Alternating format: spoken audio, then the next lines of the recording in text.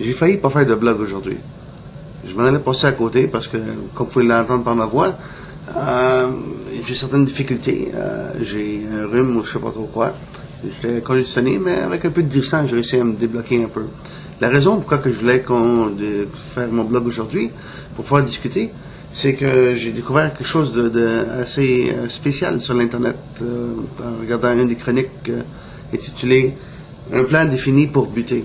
Donc, ce que ça indique un peu l'article, c'est que ça démontre comme quoi que...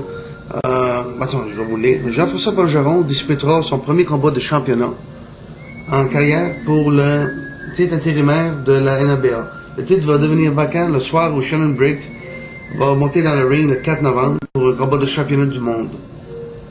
Un boxeur doit laisser un titre mineur pour se battre pour un titre majeur. Il ne peut détenir un titre mineur et un titre majeur. Donc, ce qu'on se retrouve ici, c'est deux gars qui vont s'affronter pour un combat de championnat, alors qu'il y a toujours un champion. On n'entend plus que le titre devienne vacant. C'est je sais pas, spécial un peu comme situation.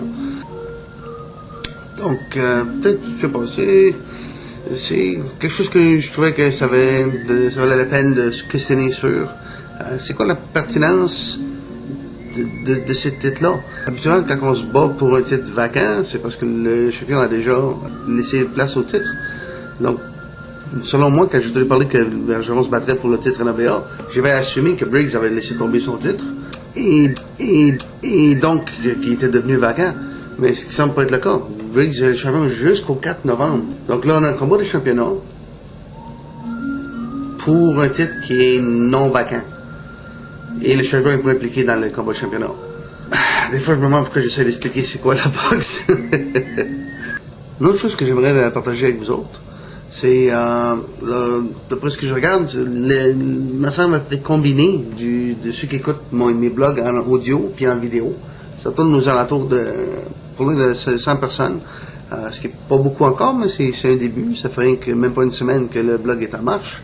Je regarde mes emails, ainsi que les commentaires, et je reçois comme 3-4 seulement sur la centaine de spectateurs ou d'auditeurs, dépendant si c'est la vidéo ou l'audio.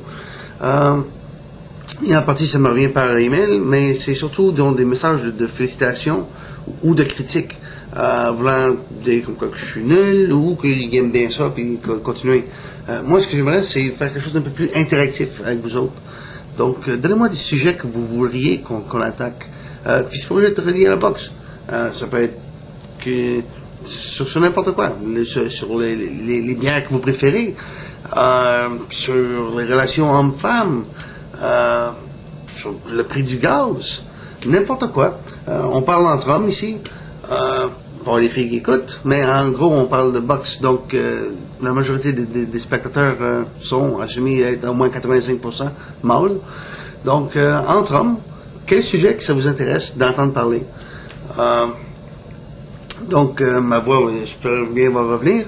Donc, gênez-vous pas. Soit par l'email à fpicanza, FPICANZA, au commercial radiobox.com, ou vous pouvez aussi, si vous regardez les vidéos sur YouTube, il y a aussi des sections pour mettre les commentaires en dessous des vidéos que vous regardez.